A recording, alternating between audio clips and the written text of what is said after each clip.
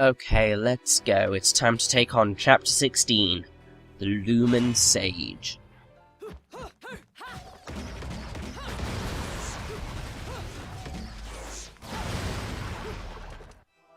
Music for most of this chapter is Talking with Boulder, A, B, C, D. Empty darkness, born from the shadow that grows longer as they approach the brilliant rays. To truly see, your eyes must be open to both light and dark. Don't you agree, my dear child? Mummy's here! Mummy's here!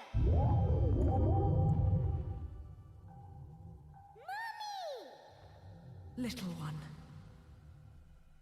You've arrived, my dear, sweet Cereza. My, why the grim face, my dear? As a child, your smile was warmer than the sun. So, you are the last of the Lumen Sages. I am indeed. My name is Boulder, but if you so choose, you may address me as Father. Now, Boulder here is actually voiced by Grant Albrecht. We used to think he was voiced by Liam O'Brien, but that was completely wrong.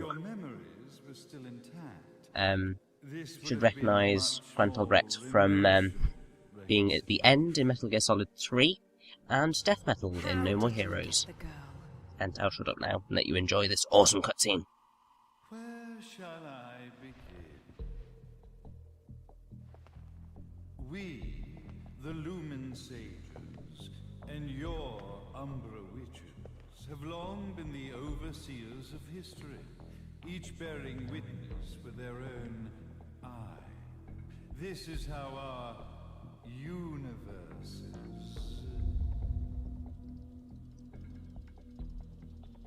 existence was preserved. However, for 500 years, you have been exiled from the world's affairs.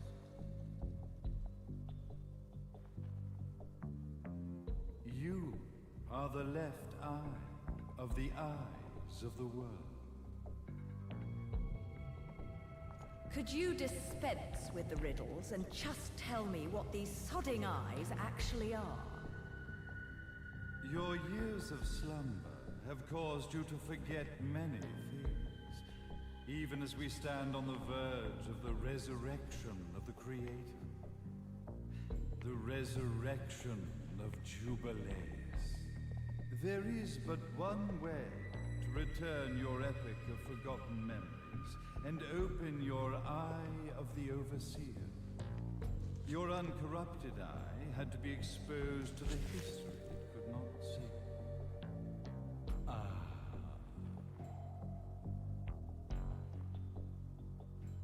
Your battles, your struggles, everything you've experienced in this town has been a stepping stone for your enlightenment.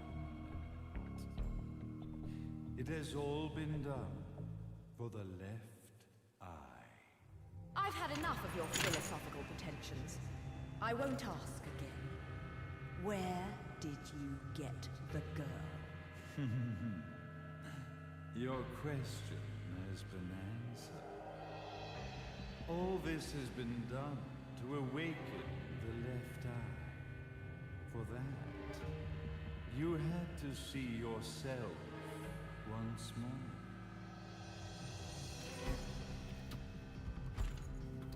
You are truly beyond salvation, Sage. Salvation. Such a curious word. I mark the path to salvation with light. However, no matter how brilliant that light grows, the darkness within the human heart grows even darker. Light, dark, and chaos between. Three realities, once split, shall be brought together to create a new universe in the image of the Earth. To these ends, leading to the Festival of Resurrection 500 years ago, I fanned the flames of terror, spurring on the witch hunts. However, despite the people's belief in the return of Jubileus, the Creator, the left eye was out of reach. Since then, I have devoted myself to this town's prosperity, and now it is time for my preparations to bear fruit. Jubileus will be resurrected. We will become the eyes of the world, and a new universe will take place.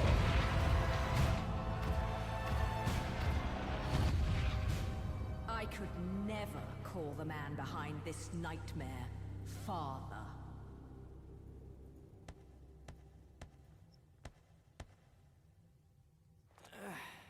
Great speech, big guy. Luca.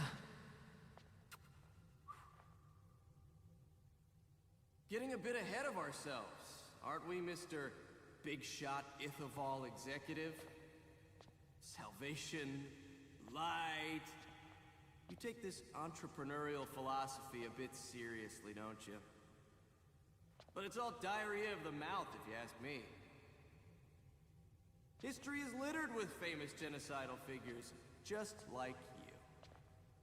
Or, should I say, infamous genocidal figures. You must be Luca, journalist extraordinaire. I must say, I'm truly impressed you've made it this far, child.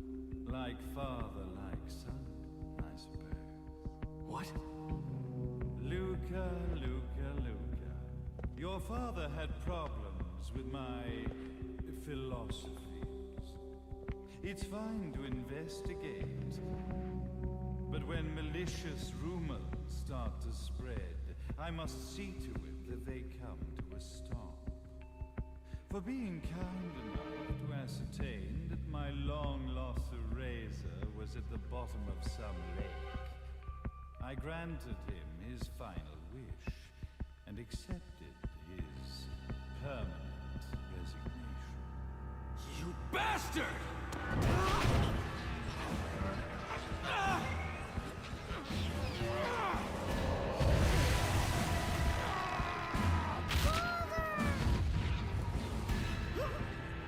You are of no use to me.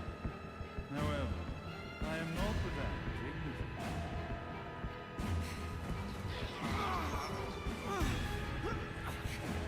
I will allow you to die in the same manner as your father.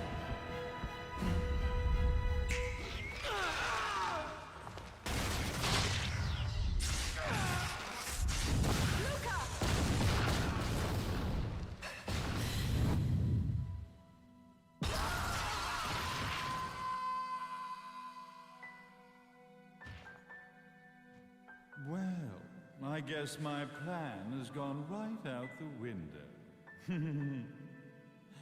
Such a shame that sacrifice had to be made. But if destiny is not fulfilled soon, this tragedy will be repeated ad nauseum. So the music we just had there was Luca deceased, and now we have Boulder. I suppose you've met Jean. While she sealed you away and kept you from trouble, after falling into our hands, she's been incredibly useful. Although her distinct lack of obedience required a bit of mental reprogramming. Her tragic end led you directly to me, just as planned. The time for awakening the left eye is soon. Fear not, my dear, sweet Cereza.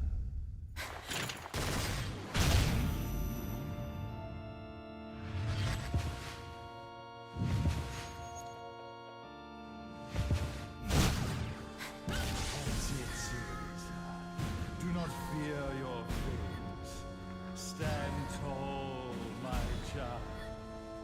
Realize your true potential.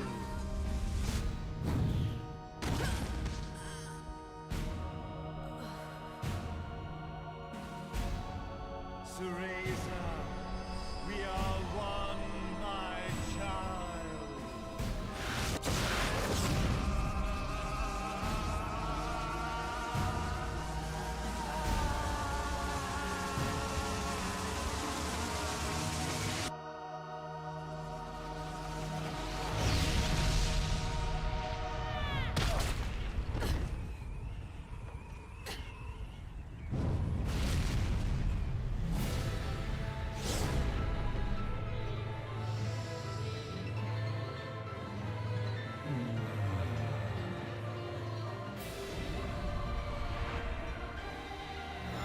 And so we begin our boss fight with Father Boulder.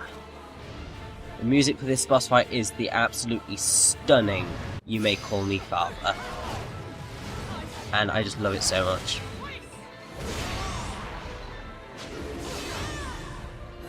Now, I have to say, this is just an amazing boss fight.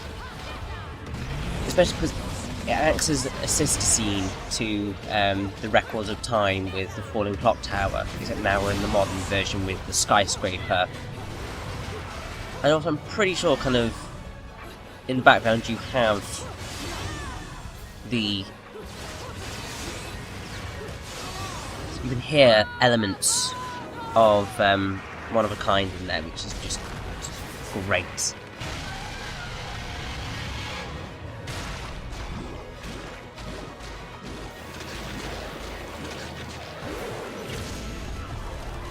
Now, on the barrier that Boulder is using here, it seems to say, "Block up a way of thou in the name of God." It's quite hard to read in its entirety. Also, Boulder's robe seems to say Ragnar or Angar on it. It's probably more likely to be Ragnar because that's Boulder are both from Norse mythology.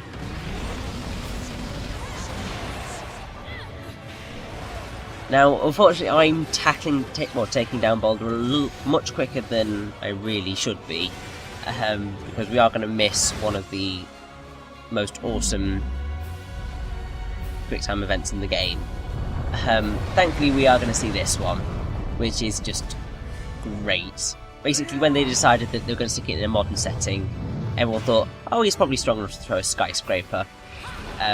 So the issue was, how do you do a counter to that? Well, quite clearly, you headbutt it. Which is just like, oh my god.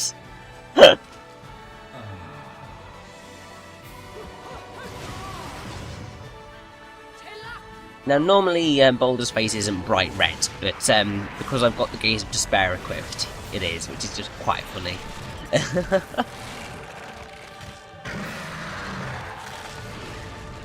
Now, unfortunately, we only get 2 of the summons in this game. Kamiya-san did want to have all of them, but the schedule was really tight, so they cut it to just 2, and it's pretty tough to fit just the 2 in anyway.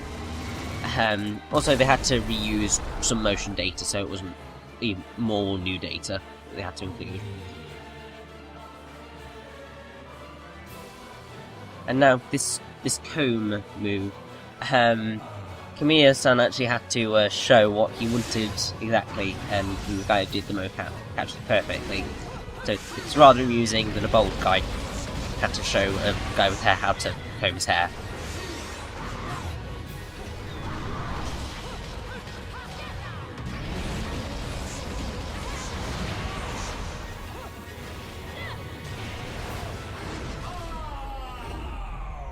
And now, we get one of the most awesome cutscenes in video gaming. Don't fuck with a witch.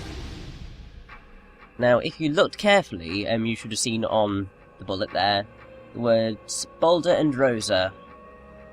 1394, with Love Until the End of Time, which was basically this lipstick was an engagement present from Balder to Rosa, Bayonetta's mother. So Bayonetta gets wonderful, sweet revenge by plunging that lipstick right into his forehead.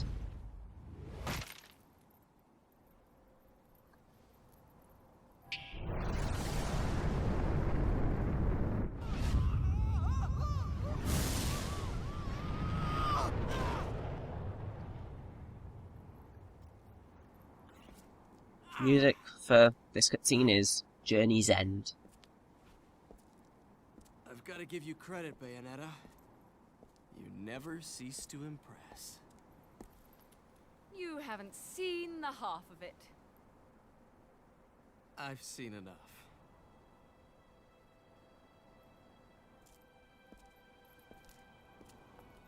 Well, that about wraps it up, huh? Not yet.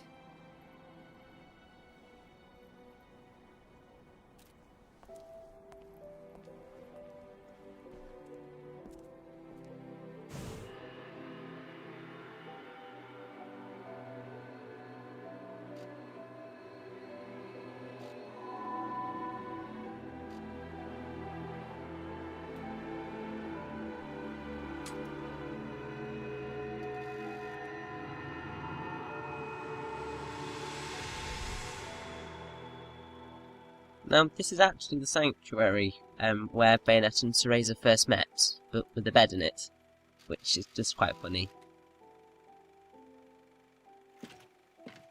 Basically, it's meant to be Cereza's bedroom, which is just adorable. Daddy! No need to be afraid, little one. The nightmare is over. Everything was just a dream. You're a strong little girl. There is nothing you cannot overcome. Mommy? Did you find it? What you were looking for? Yes, I found it. So don't you worry anymore. You just keep your treasure safe too. Sweet dreams, little one. Fly me to the moon and let me play among the stars. Let me see what spring is like on Jupiter and Mars. In other words, hold my hand. In other words.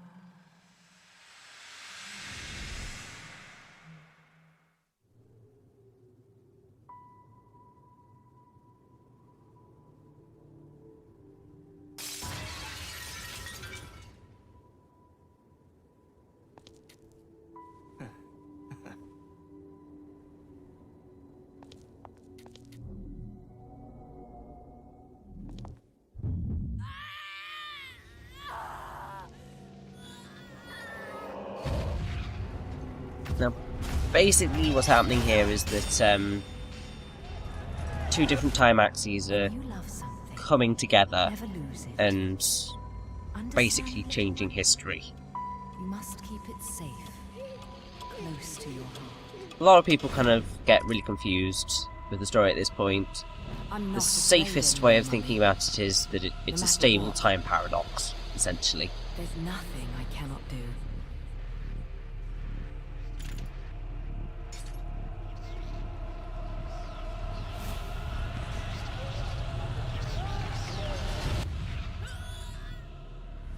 Bayonetta! What's happening to you? And now it is done. The right eye oversees the light. The left eye oversees the darkness. Two eyes to oversee the world.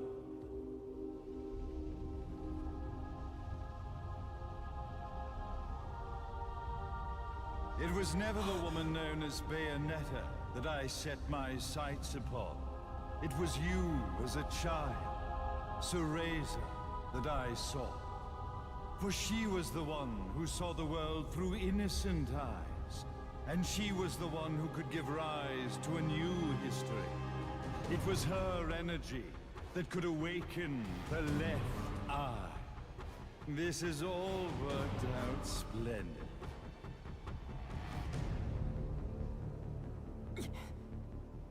Let us begin, Cereza. The time is at hand.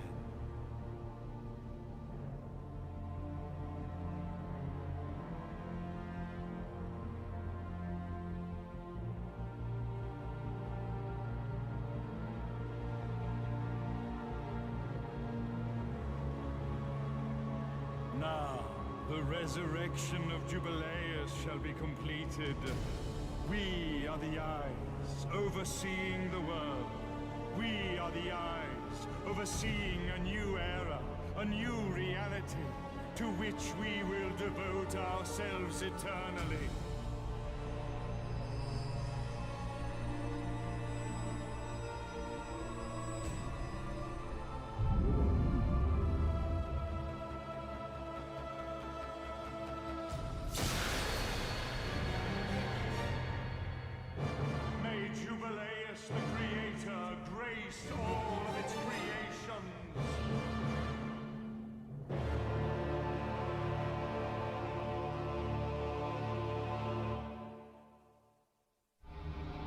Now, the music for that little bit there was Bayonetta captured by the Statue of God. Although I have also seen it called The Idol Captures Bayonetta. Either way. Yeah, I think one of the things that people slightly criticise Bayonetta for is that the game gets rather confusing and quite serious in its final stretch. But to be honest, I do quite like it. And the plot twist there, basically you can get your head around it as long as you kind of think that Cereza seeing Bayonetta caused Cereza to change as a person, allowing her to become the woman that Bayonetta is. And having the pocket watch close to her heart saved her from being sealed away by Jean, which means that she's able to be where she is and didn't lose the 500 years of her life. Either way, let's move on to the last chapter of the game. Epilogue Requiem.